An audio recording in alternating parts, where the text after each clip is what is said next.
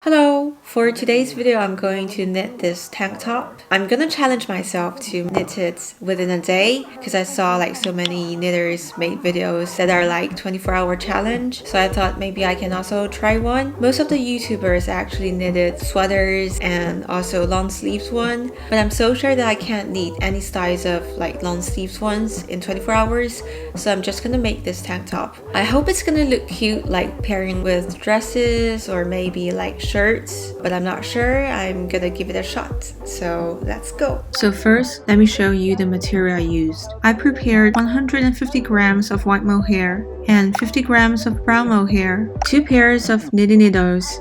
The interchangeable cable is 55 centimeters. And also we need yarn needle, stitch marker, yarn scissors, and measuring tape. Now it's the brainstorming part. So I need a gauge swatch and write down the rows and stitches for 10 by 10. Then calculate the stitches I need for the actual size of the top. It sounds complicated, but it's actually quite easy. I made some changes after showing this, so I will talk about the adjustment later. And now I'm just gonna demonstrate how to do cast on and 1 by 1 rib. So first, we are going to knit the main body. First, we need to cast on. The method I chose is English cast on, but you can also use long tail cast on or any method you like. For English cast on, first we do a slip knot, and then knit 1.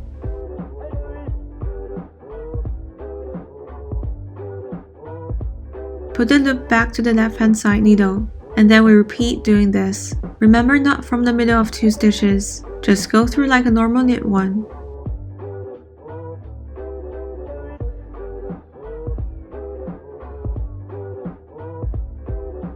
And while casting on, I actually saw a tip online that we can put a stitch marker for every 10 stitches.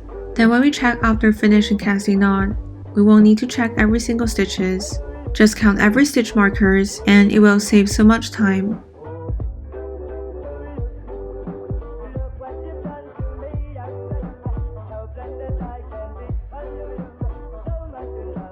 This is how it looks like after finishing the whole round of casting on. Before we join the 2 ends, it is better to check whether the round is twisted or not. Otherwise, we may need to redo everything if we didn't check. Once it is okay to go, then I like to do an extra step for securing. So I will put on a stitch marker at the end and then cast on another stitch.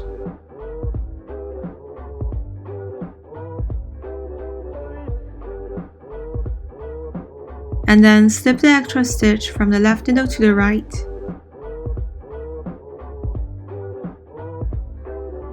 Pass slip stitch over. Then the total amount of stitches is the same as before, and it secures connection at the same time. Now we can start knitting 1 by 1 rib. So 1 by 1 rib is the combination of knit 1 and purl 1. For knit, the right hand side needle goes through the loop from the left and then yarn over. For purl stitch, it is the opposite way, that the right hand side needle goes through from the right and then yarn over. Then just repeat knit 1 purl 1 for the rounds. And I found out I forgot to start timing. So after a few rounds, I realized it's a bit thin for me. So I frogged everything and started redo. Calculated stitches again, and then divided the brown yarn into 3 balls, which is an easier way to knit later. For the new version, I used 3 strands and 6mm knitting needle to create a thicker look. But the knitting method is the same as before. Just reduce the numbers of cast on to 124 stitches. After reaching 4 centimeters of ribbing, which is 8 rows, then change the knitting needle to 7mm. Also switch to white yarn, and we start knitting stockinette stitch. Basically, it is just all knits without purls.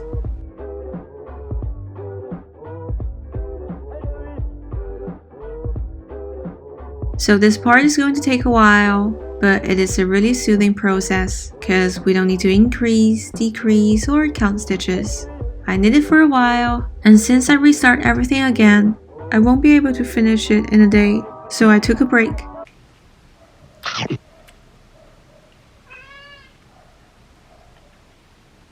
After several hours, finally reached the ideal length, 16 centimeters for 32 rows. Then switch the needle back to 6 millimeters. Then start to knit one by one rib using brown yarn again. After knitting 8 rows, which is 4 centimeters, we can finally bind off. First we finish 2 stitches, 1 knit and 1 purl. And then we pass slip stitch over. And now we have 1 stitch on the right hand side needle. Then we knit the next stitch and pass slip stitch over again. We just repeat the steps over and over until finishing the whole round.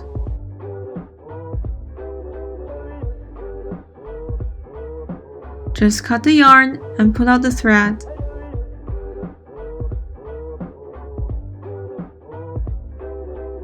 Hide the thread on the wrong side.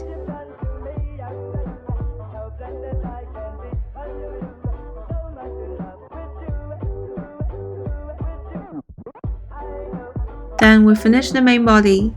Now we start knitting the shoulder straps.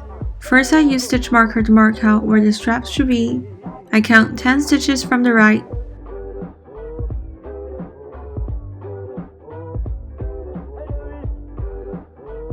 And then 5 stitches for the other side of the strap.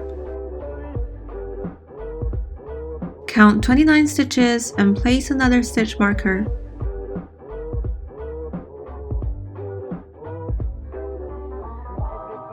And then 5 stitches again. Then we're finishing marking the strap location in the front.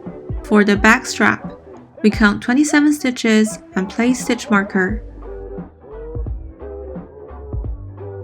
It is the same for the straps, which is 5. And between the 2 back shoulder straps should be 21 stitches. So it is 124 stitches in total, which is the same as our cast on numbers. After placing the stitch markers, I would recommend you guys to try it on first and check whether you need to adjust the marker's location, because we all have different body types and shoulder width. If there is no further adjustment, we can start knitting the straps. And we can either use knitting needle or crochet hook to pick up stitches.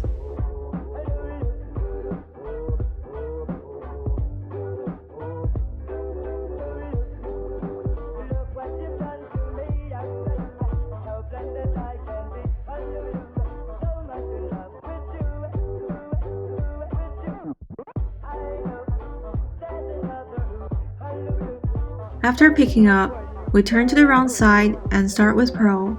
So purl, knit, purl, knit, purl for the wrong side. And when we turn over, it is knit, purl, knit, purl, knit.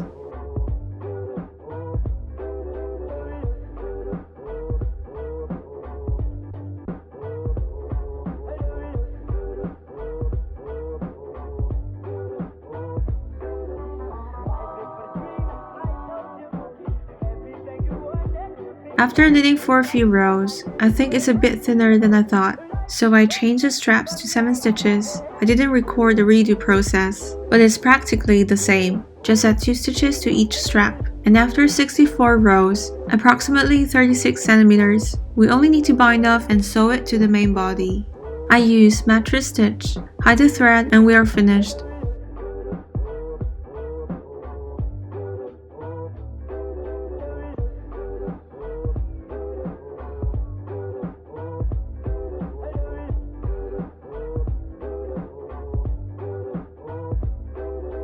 The time I used is 6 hours in total, and actually I knit for a couple of days. You can tell by my nails, so I only start timing whenever I knit and pause when I stop. Now let's have a look at the final result. I tried several matches, paired the tank top with white shirt, the black dress,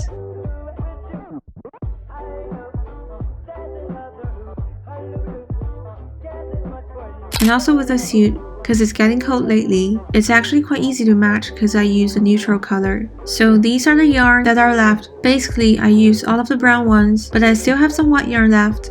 I used 47 grams of brown yarn and 35 grams of white yarn. It actually surprised me because I thought I might use more white yarn though. So this is definitely a yarn saver project. I would recommend you guys to try. Here is also the knitting data in case I miss anything while demonstrating. I listed numbers of stitches in rows and also in centimeters, so if you guys want to make the exact same tank top, it will be easier for you guys to just follow the data. But if you're going to use another type of yarn, different size of knitting needle, or you would like to adjust the size for your own body shape, you can always either add some stitches or rows, or decrease some. Just use the method of gauge swatch and calculate your own top. Hope you enjoyed the video and had a great time. If you do, please like and subscribe. I will see you next time. Bye!